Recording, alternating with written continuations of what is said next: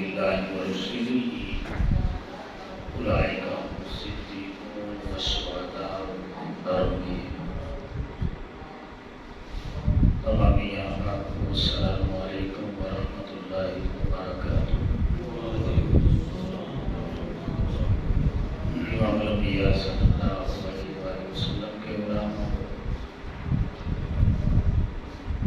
آج 21 رمضان المبارک ہے اور شہادت مولا کائنات مولا مرتضیٰ شیخ خدا کرم اللہ وجہ الکریم 21 رمضان کو ہوتی ہے. اسی مناسبت سے آج ان کا ذکر پاک ہوگا اور کچھ بنیادی باتیں بھی ہوں گی. محمد الانبیاء صلی اللہ علیہ وآلہ وسلم کے غلاموں،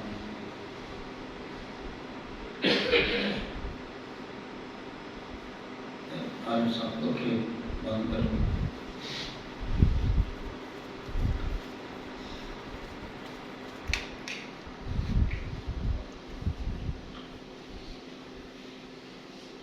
ہم جب بھی نماز پڑھتے ہیں تو ہر بندہ سورہ فاتحہ پڑھتا ہے اور سورہ فاتحہ پڑھنا واجب ہے.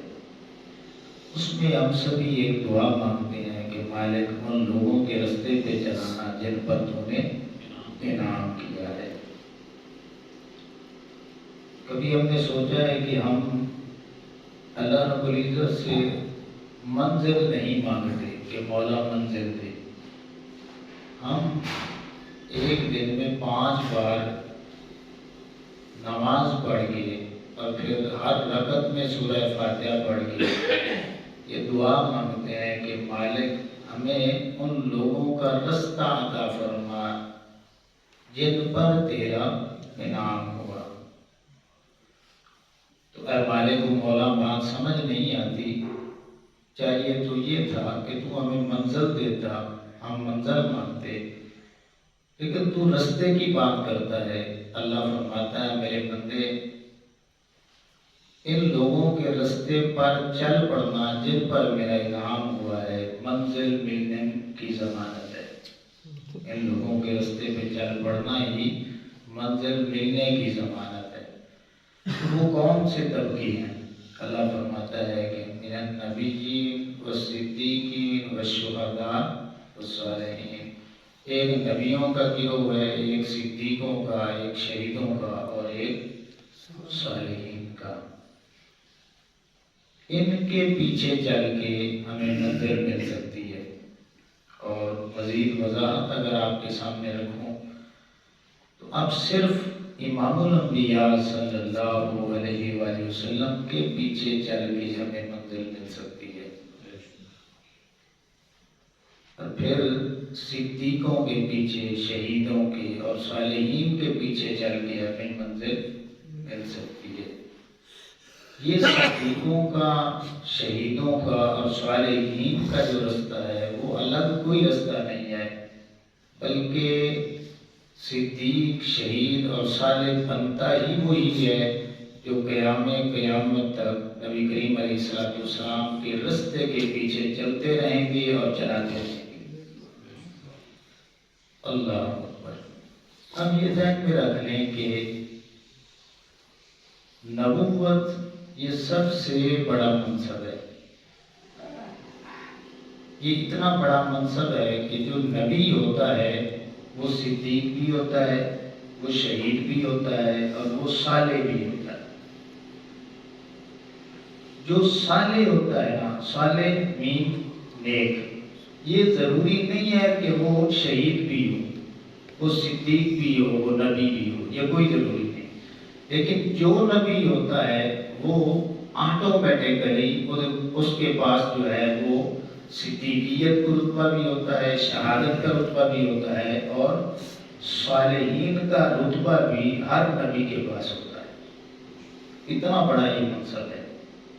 اور اس کی دلیل کیا ہے؟ آپ سوچیں گے پہلی دفعہ شاید آپ نے بات سنی ہو، وہ قرآن کی آیت ہے.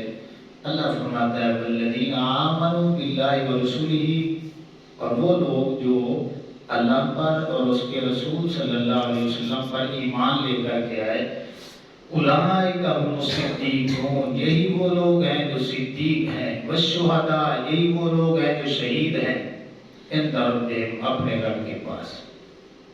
تو جو ایمان اللہ پہ اور اللہ کے رسول صلی اللہ علیہ وسلم پہ لیا ہے، تو اللہ فرماتا ہے وہ بھی صدیق ہے، وہ بھی شہید ہے۔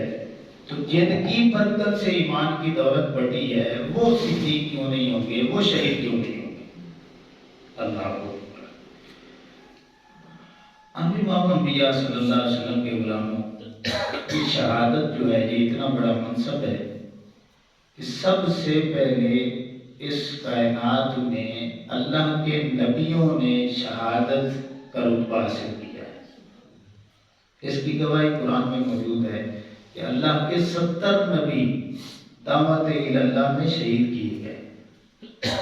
اب کیا ضرورت پڑی تھی ان کو، جب اس سے بھی اوپر والا رتبہ ہے تو پھر شہادت کیوں ضروری ہے؟ اس لیے ضروری ہے کہ وہ جانتے ہیں کہ نبوت کے بعد جو بڑی بڑی سیٹیں ہیں، صدیقیت کی، شہادت کی اور صالحیت کی، یہ اللہ بھی چاہتا ہے کہ میرے نبی بھی ہوں تو یہ عظمتیں، یہ شانیں اگرچہ ان کو میں نے دے دی ہیں، امتوں میں طلب پیدا کرنے کے لیے یہ بھی مجھ سے مانگا کریں۔ اب صحیح حدیث مبارکہ میں موجود ہے کہ آقا کریم علیہ السلام نے ایک دفعہ ارشاد فرمایا لوددت انی اقتل فی سبیل اللہ ثم احیا ثم اقتل ثم احیا ثم اقتل ثم احیا ثم اقتل ثم احیا ثم اقتل، 4 بار فرمایا کہ اے میری امت، میری خواہش ہے کہ میں اللہ کی راہ میں مارا جاؤں، پھر زندہ کیا جاؤں، پھر مارا جاؤں، پھر زندہ کیا جاؤں، پھر مارا جاؤں، پھر زندہ کیا جاؤں، پھر مارا جاؤں، پھر زندہ کیا جاؤں۔ اندازہ لگائیں کتنی خواہش ہے، طلب ہے شہادت کی، صرف امت میں شہادت کا جذبہ پیدا کرنے کے لیے۔ اور نبی کریم علیہ السلام کی یہ 3 اوپر تلے مسلم شریف میں حدیث مبارکہ 49, 29, 30 اور 31 بالکل تینوں حدیث موجود ہیں۔ نبی کریم علیہ السلام نے فرمایا کہ من مات ولم یغزو ولم یحدث به نفسه مات علی شعبۃ من النفاق۔ اے میری امت، اگر تم نے کلمہ پڑھ کے جہاد نہیں کیا اور پھر تمہارے دل میں یہ خواہش بھی پیدا نہیں ہوئی کہ میں اللہ کی راہ میں شہید کیا جاؤں، تو نبی کریم علیہ السلام نے فرمایا پھر اللہ سے ڈر جاؤ، مات علی شعبۃ من النفاق، ممکن ہے تمہاری موت پھر منافقت پہ۔ یہ بڑی خطرے والی بات ہے، منافق کی علامات اور سزا میں نے بتائی ہے۔ پھر نبی کریم علیہ السلام نے فرمایا من سأل اللہ الشہادۃ بصدق بلغہ اللہ منازل الشہداء وإن مات علی فراشہ۔ میرا اگر کوئی امتی وہ اللہ سے دعا مانگتا ہے کہ مالک شہادت دے، ٹھیک ہے، اب وہ شہید نہیں ہوتا، وہ تبھی موت مر جاتا ہے، تو نبی کریم علیہ السلام نے فرمایا اللہ رب العزت اس کی حسن نیت کی وجہ سے اگرچہ وہ بستر مرگ پہ فوت ہوا ہے، مرنے کے بعد یہ لکھ دیتا ہے مالک کہ میں نے اسے شہادت عطا فرما دی۔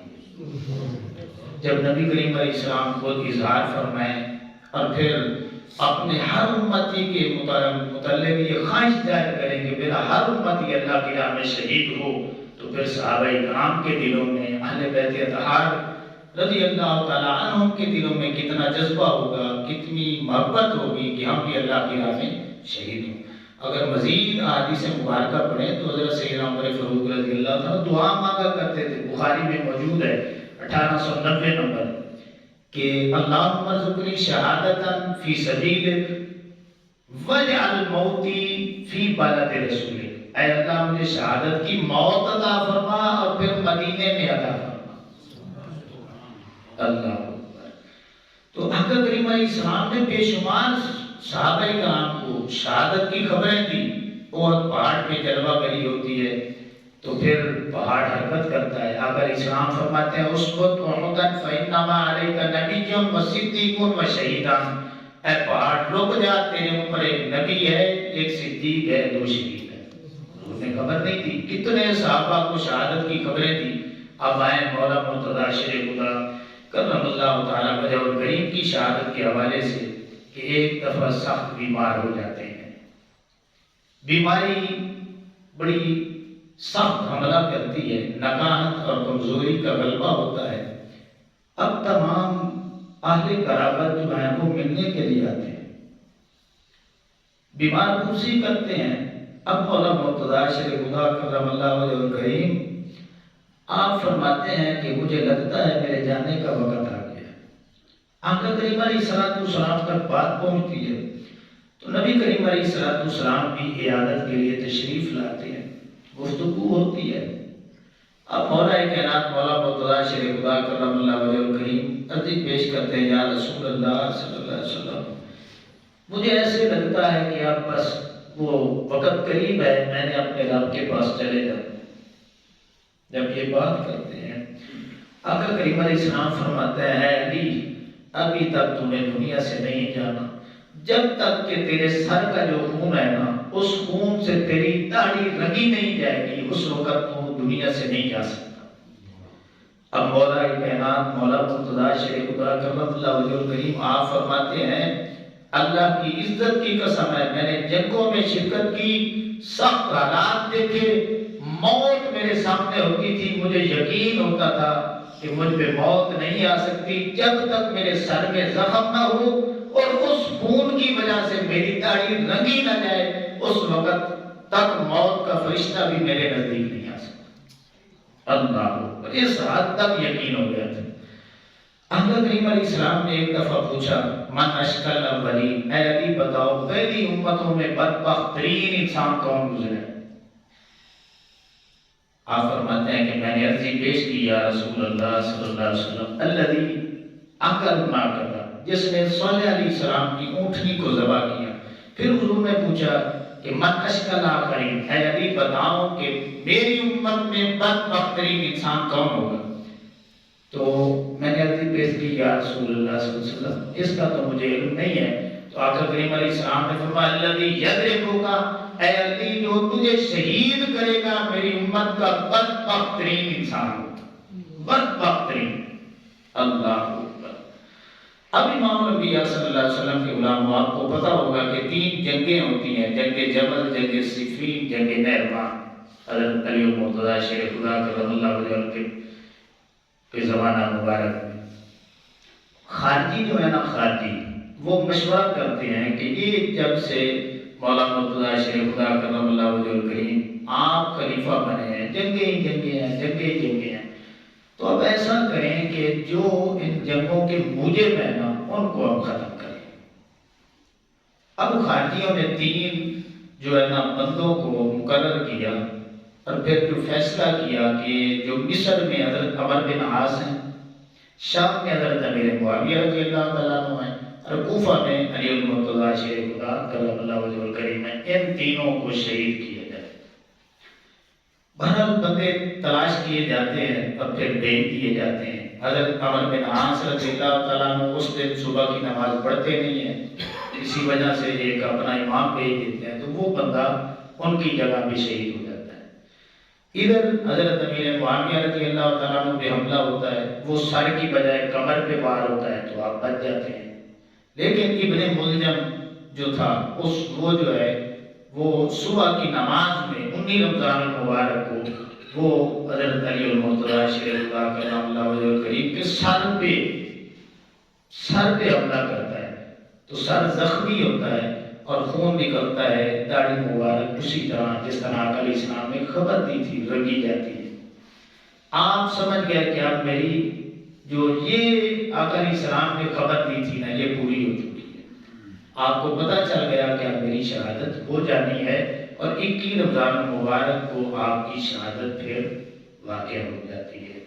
امام الانبیاء صلی اللہ علیہ وسلم کے غلام، یہ شہادتوں کے سلسلے ہیں، شہادتوں کے سلسلے ہیں جو انبیاء کرام سے چلے۔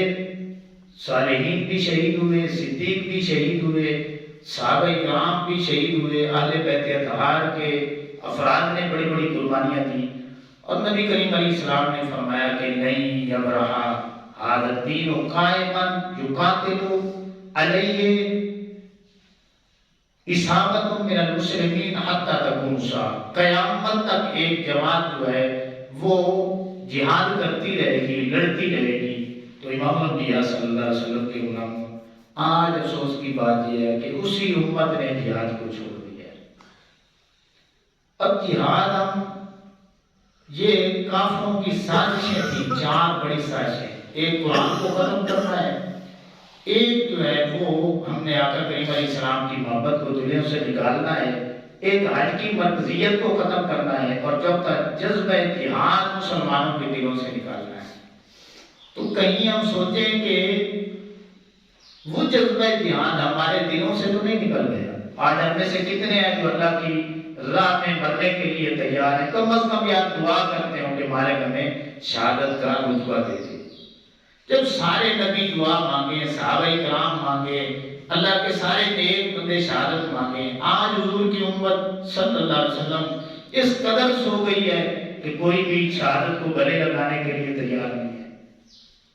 اللہ اکبر۔ اس لیے امام الانبیاء صلی اللہ علیہ وسلم کے غلاموں، یہ ذہن میں رکھ لو، یہ دعا مانگا کرو کہ اے مالک اگر موقع آ گیا تو میں اپنی بساط کے مطابق جہاد میں حصہ لوں گا۔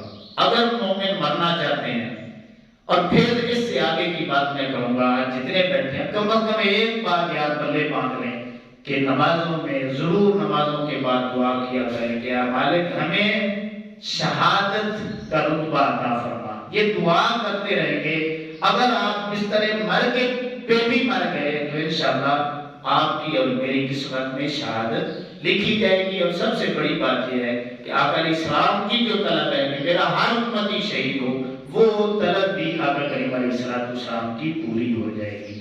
علامہ اقبال نے کیا خوبی کہا تھا کہ شہادت ہے مطلوب مقصود مومن، نہ مال غنیمت نہ کشور کشائی۔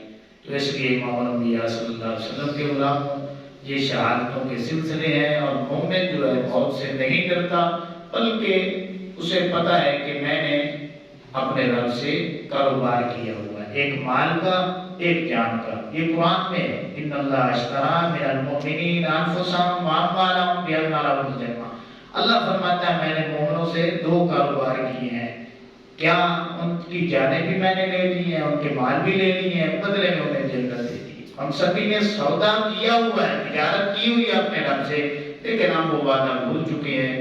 تو یہ ضرورت ہے کہ ہم اس وعدے کو یاد رکھیں کہ مال بھی ہم نے اپنے رب کو دے دیا ہے، اور پھر ہم نے جان کا بھی وعدہ کیا ہوا ہے۔ جب موقع آیا تو ہم نے مال بھی بچا کے نہیں رکھنا، دین پہ لٹانا ہے، اور جان قربان کرنے کی باری آئے گی تو ہم نے اپنی جان بھی قربان کرنی ہے۔ جب تک یہ جذبہ نہ ہو، یہ نیت نہ ہو، یہ ارادہ نہ ہو، اس وقت تک جو ہے وہ ایسا نہیں کہ ہم اس دنیا سے مومن ہو کے جائیں۔